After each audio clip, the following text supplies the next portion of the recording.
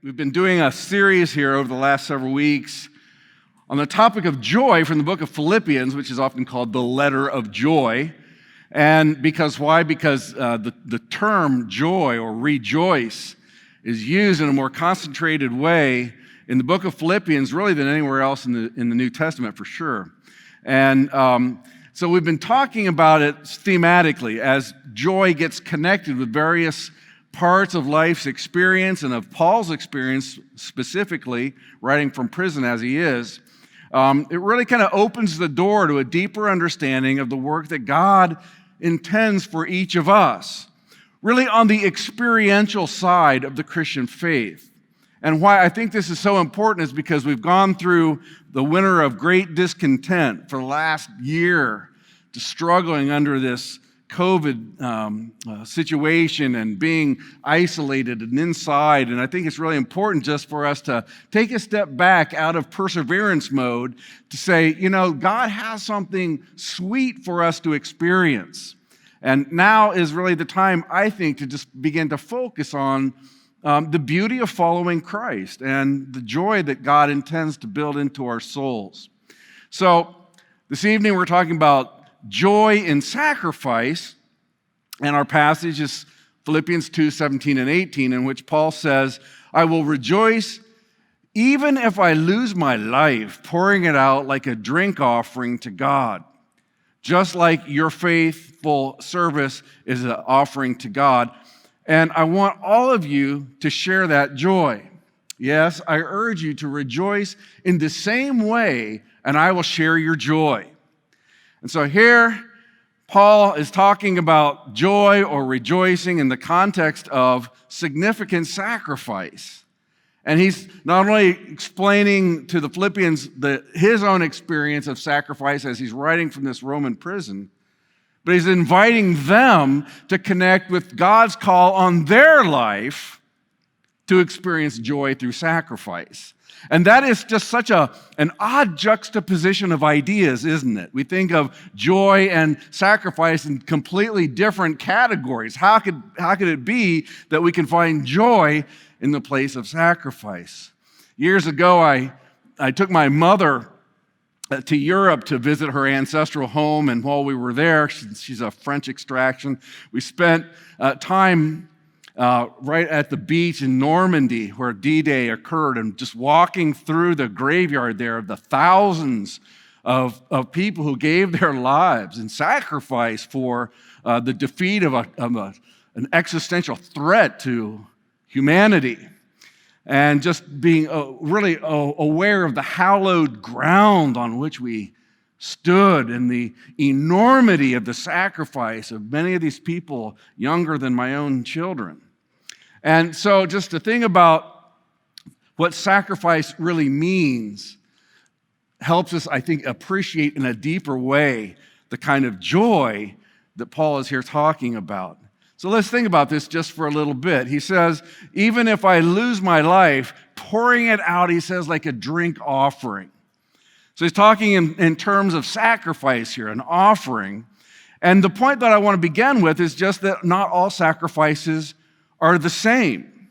And so he's talking about a very specific kind of sacrifice. We think, for instance, of people who've been prepared to sacrifice everything they've got for a lie. That's why those crosses were there on this ocean of graves on the ocean side in Normandy, because many people believed a lie and were prepared not only to die for it, but to kill for it as well. And so that's a sad sort of thing, but we make the point that sacrifice in itself has no nobility. Sacrifice alone doesn't tell us much. And that, in fact, sometimes it's people who are willing to come alongside those who are in an important way wasting their opportunity in life by living for and dying for something that is false that we really appreciate. One of my kind of favorite people as a Christian thinker is the German Helmut Thielicke, who was a pastor and a theologian in Germany In the 1930s and 40s, he was one of the leaders of what's called the Confessing Church. These are the people who refused to bow a knee to Hitler and the rise of Nazism and went underground during the war and refused to go along with the lie that was being perpetrated. And the fascinating thing about Thielicke and others with him, Dietrich Bonhoeffer is the name probably familiar to many of you, who was a colleague of Thielicke.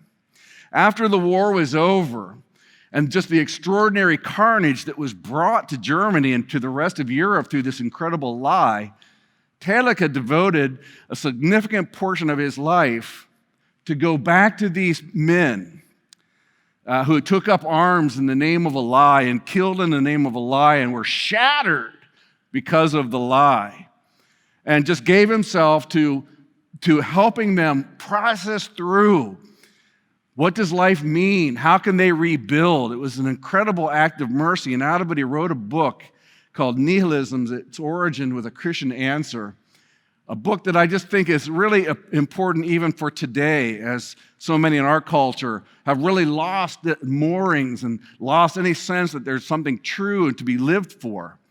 Thielicke's book really stands tall. So when we talk about sacrifice, we're not talking about sacrificing for a lie, nor are we talking about the sacrifice for profit or advancement. And here, whereas living for a lie and dying for a lie is just an objectively wrong thing, here now we're into this gray area where people are working hard, but the focus seems to be on advancing in my career, advancing my cause or whatever. And that also has its downsides. As a heart attack this man is getting ready to experience describes. Jesus put it this way, he said, in Matthew 16, verse 26, he says, "What will it profit a man if he gains the whole world and forfeits his soul? Or what will a man give in exchange for his soul?" So many of us in my generation, to be sure, grew up in a household that valued this kind of sacrifice for profit and advancement. And in the name of rising socially and economically, men would take upon themselves burdens that far exceeded the needs of their families. And in so doing, trashed their own health and often wrecked their own families. I'm kind of thankful that we've come to a place in our society where people have backed off from some of that aggressiveness and have instituted things that really nurture families in ways that haven't before.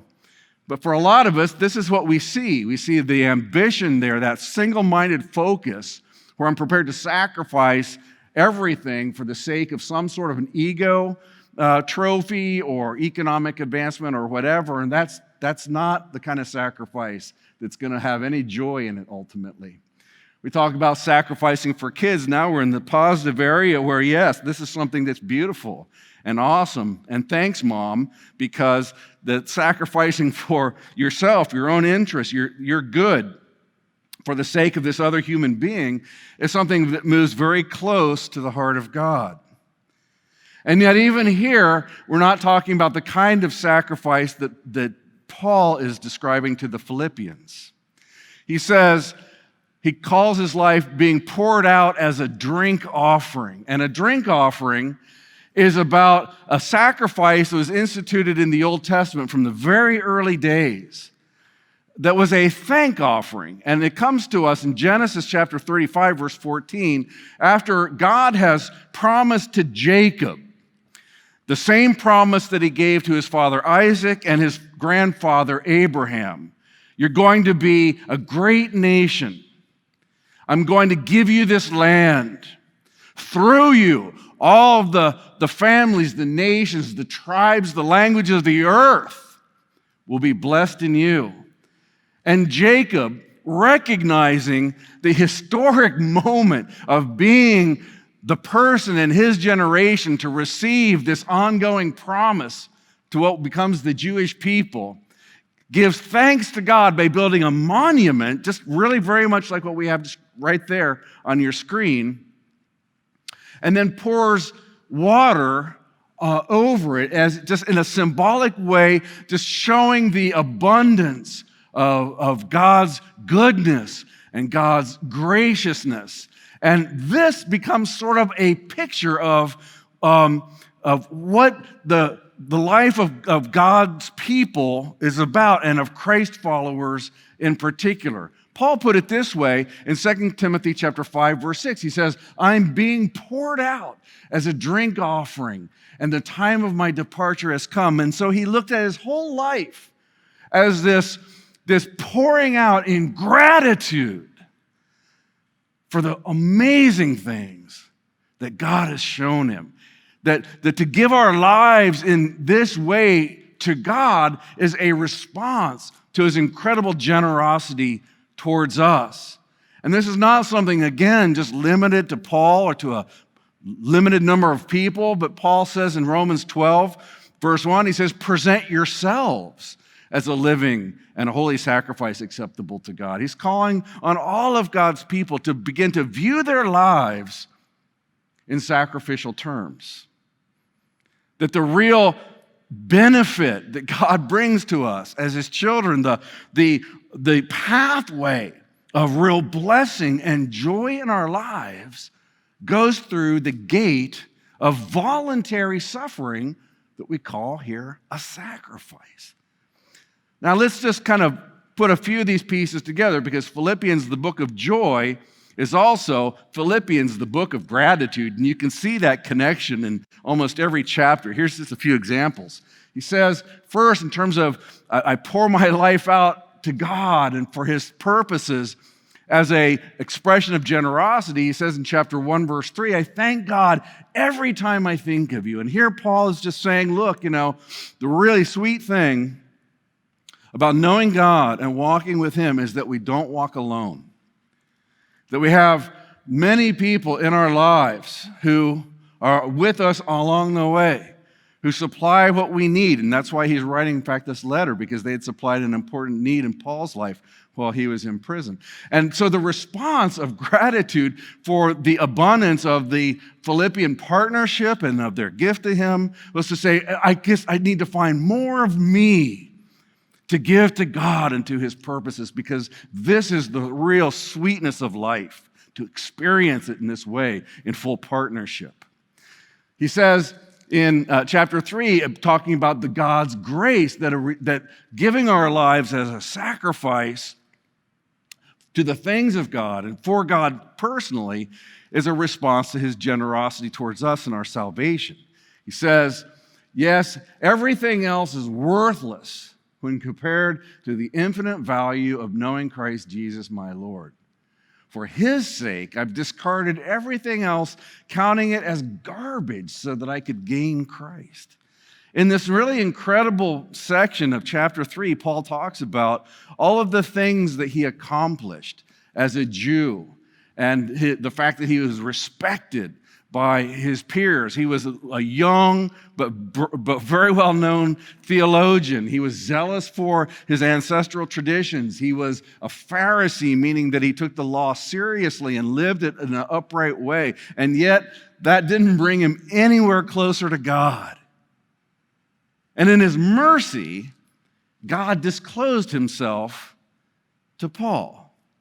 And in an instant, the instant when Jesus himself said to Paul, Saul, Saul, why are you persecuting me? His entire world was just undone, and he realized, my God, I've been sacrificing my life on the altar of a lie. That somehow through my performance, my good works, my adherence to my traditions, that somehow this is bringing me closer to God. And now what I'm realizing is that it has been the greatest barrier between myself and God. And so he is just full of this incredible gratitude that God has pursued him nonetheless. That though he's a rebel, God has pursued him and demonstrated himself to him and revealed himself to him, so that he can say in 1 Timothy chapter 1, verse 15, that he is the foremost of all sinners. He's the most evil person that he knows. We should all be able to say that of ourselves. And he says that God showed his mercy to Paul as an example to anyone who might believe. He says, look, it doesn't get worse than me. And so if God can forgive me and love me and care for me, and show mercy to me, well, you've got hope too. You've got reason to believe that God is going to be able to move into your life as well. And so just overcome with this palpable sense of mercy, of grace. Paul's like, the only reasonable and appropriate response to this generosity from God is just to turn around and give him what I value, to place this before him. Use it, use me. I just give myself to you for whatever purposes you may have. And I just think that, if you really understand the depth of God's grace to you personally, the result of this is this deep sense of gratitude that kind of animates your life. This sense of privilege that you get to be able to conduct yourself in a way that is advancing the cause of Christ. The thing that will move and change and recontour the landscape of eternity God has given to you, you unworthy vessel of his honor. And so just in the recognition of this fact, that washing over us who understand the depth of our wrongdoing, of our guilt, just respond by an outpouring of gratitude. I don't have much, but I've got me. Take me. Do what you want with my life. That's what he's describing here. It's beautiful. It's awesome. And finally, in chapter 4, he talks about God's faithfulness as a catalyst for his gratitude. Be anxious for nothing, he says, but in everything by prayer and supplication with thanksgiving. There's that term again. Let your request be made known to God. And God's peace, which surpasses all understanding, will guard your hearts in Christ Jesus. And so there it is. Just that belief, that understanding, that experience of life that, the reality is that through all the changes that happen in life, the difficulties that we encounter and so forth, God has always been there. God has always taken the difficult things in life to shape and mold our character so that we can be more in line with who God intended for us to be, and more in peace with ourselves as a result. And so through all of these things, we just realize that our lives are a bit of a tapestry, a bit of a pattern of the graciousness of God, the fact that he's always been there, he's always been involved in whatever circumstances of life we've been in. And so how do you respond to a God who's always been there for you? Well, here I am for you.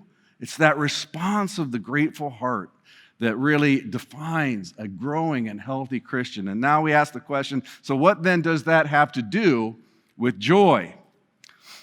Here's the thing. All of us are pouring our life out for something. I want to be clear on this point. Everyone is offering up their lives as a sacrifice for something. Even if it's just for the pleasure of your nerve endings or the size of your bank account or the small bubble of friends that you can connect with or whatever it is.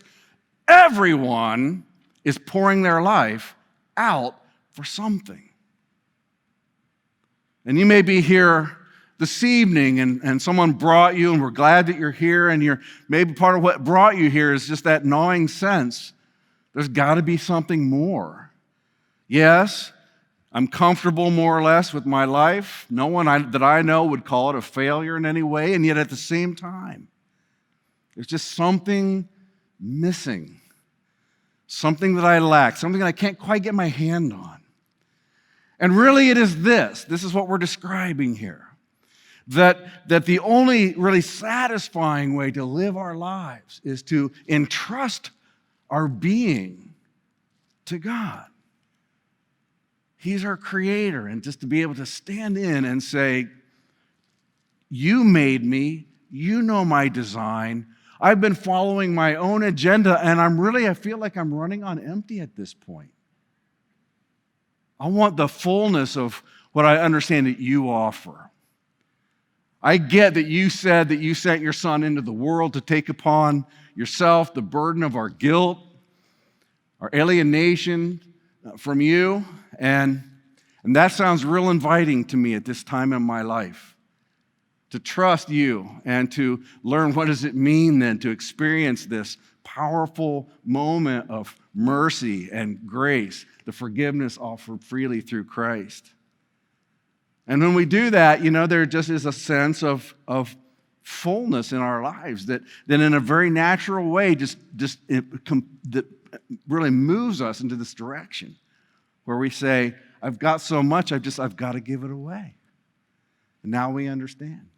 That's the life that God intended for us, to give out of the abundance of what he has given to us. Nothing else ultimately will satisfy. Let's talk about the connection then between this and joy. Joy, I think, again, is rather ironic when you think about the context of the call to sacrifice. How does that work?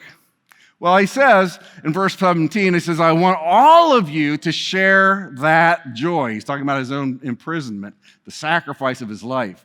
And he says in verse 18, I urge you to rejoice in the same way. So he's not saying that Paul is in some special, unique class and everybody else is in a different one. He's saying, no, I've offered my life as a living sacrifice to God that it would count and that it would mean something for his purposes.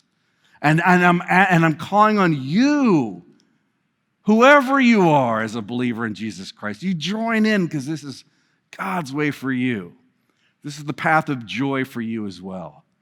Well, there's just something, again, incredibly ironic about this, that putting yourself as a sacrifice to God would somehow be the real pathway to joy. And yet it is. Jesus puts it like this. He says,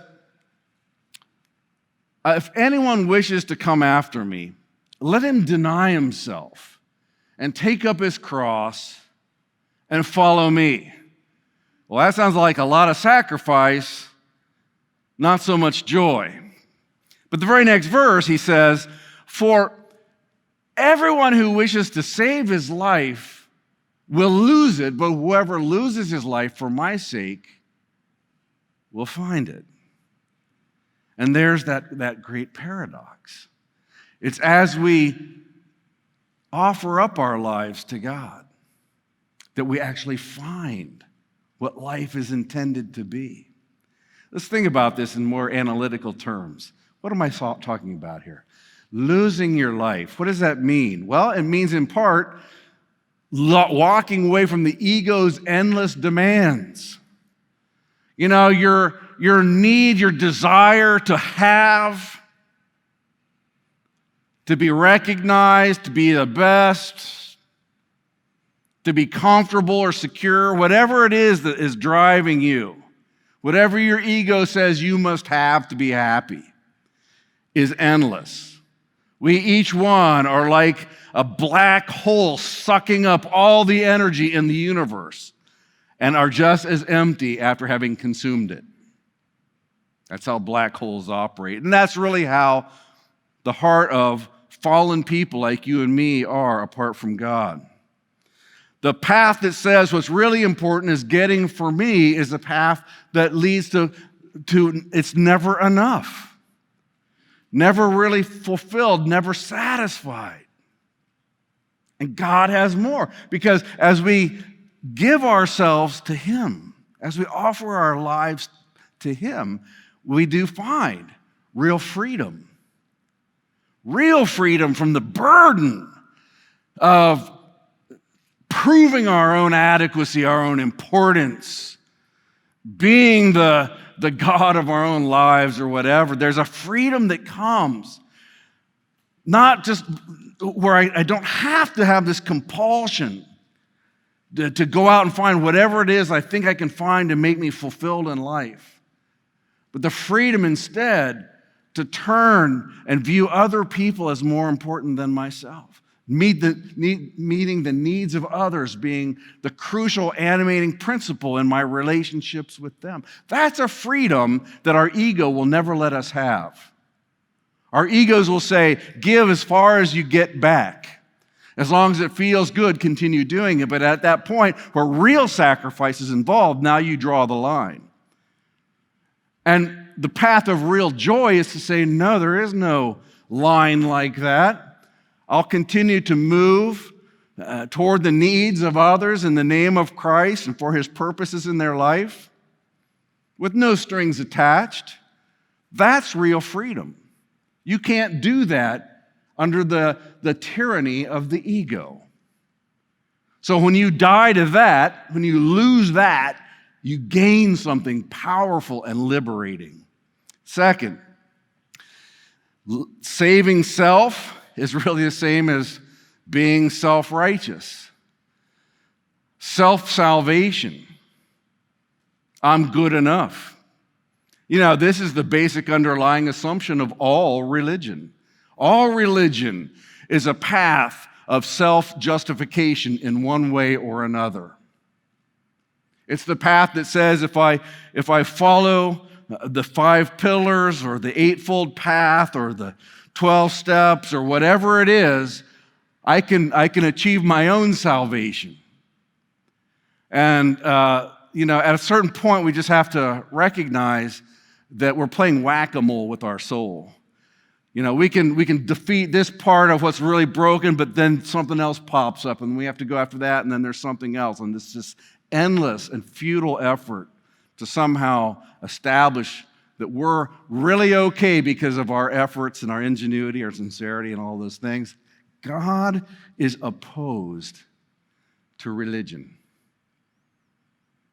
and puts in its place the grace of God.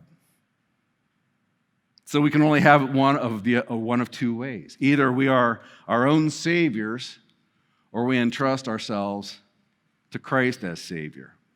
And walking away from self-justification by trusting in Christ as Savior brings us the experience of amazing grace. To be the recipients of the mercy of God is a profound and life-changing moment. It's a moment that can only come through humility. To really say, I give up. I can't merit this. I'm not good enough. I can't fix myself. And just to acknowledge that to God and say, but you, on the other hand, you have purchased my salvation with your blood. And I thank you for that. And I'm prepared to receive the forgiveness that you freely offer. That is what amazing grace is, that my life is a gift from a merciful God. And when we live under that framework, then we don't have to prove that somehow we're good enough, we're better than, we're worthy of, or whatever it is that it drives us in our own self. It is a liberating, powerful experience to live under the grace of God. And lastly, when we are in our life and in that self-justification, living under the ego's endless demands, there is inevitably an alienation that occurs in our life. Because why? Because we're so self-focused. We're just focused on my needs, my interests. Everyone else becomes sort of a pawn in the ploy to make my life as I intend for it to be. And the reality is that nobody wants to play that role in your life. And that's why over time, people become increasingly isolated and increasingly lonely. I used to say, when I was thinking about this, decades ago, my father died as a pretty young guy. And the only people that came to his funeral were friends of my mother or us as his children. He was just that profoundly alienated as a human being because he is the kind of person that I'm describing here on the left. And now I realize that sort of alienation has really become the cultural mainstream as people are retreating into themselves, into their own little world that we're creating, whether it's online or whatever. And relationships are increasingly difficult, and people are lonely and in a toxic way, unable to form real bonds with one another. And there are reports from Business Insider to Newsweek to the Journal of the American Medical Association, all over the map, that we are killing ourselves by trying to satisfy the demands of the ego that force us into this bitter place of isolation and of alienation. We're in trouble as a culture. That's something worth dying to, because God has something so much better, the peace of God, that enables us to just appreciate what He's brought us. It's enough. We don't need more. What we need is the ability to live in a way that we're giving away what God has given us.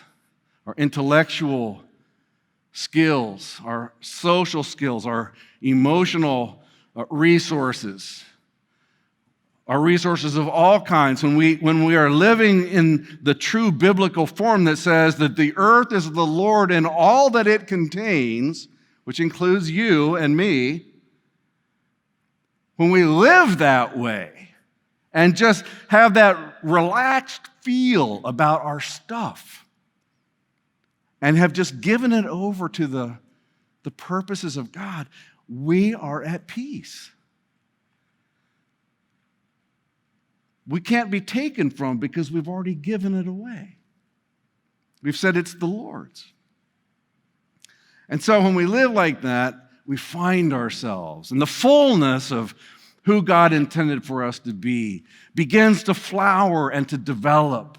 Our intellectual lives become sharpened because there's a purpose that our intellect serves. Our ability to overcome the many deficits of our character and personality as God works in our lives to reshape us and mold us because we've given ourselves to Him. He takes that opportunity to say, here now, you don't have to live like an antisocial introvert anymore. That's God's thing for me. You can actually form some bonds of friendship that really matter and that last. You don't have to be the withdrawn, depressive individual that yourself has made you. You can be freed from that to experience the real joy of what it means to be a Christ follower. Our intellectual lives, our emotional lives, our social lives, all these things, when we give them to God, He uses them for His glory and for our good. And that's why Paul can connect sacrifice and joy. It's awesome. Now, I think there's a couple things that we can think about together. How do we cultivate joy in the context of sacrifice? A couple things. The first, can you describe a time in your life when you really had to take stock and ask yourself what you were pouring your life out for? This is the kind of putting the pieces together and decision-making that becomes the defining things in our lives. By the end of our life, it really tells us what we're all about. And second, when Paul viewed his life as a thank offering to God, how has gratitude played an important role in your spiritual development? And I think that these are the kinds of questions that we can get started a little bit here this evening, but then to take on home and take before God and wrestle with Him a bit, because the outcome of this will be just the clarity of what does it mean to present myself as a sacrifice a thanks sacrifice for His glory and my good, and to begin to see the things for which we can truly have that grateful heart that is so transforming and so fulfilling.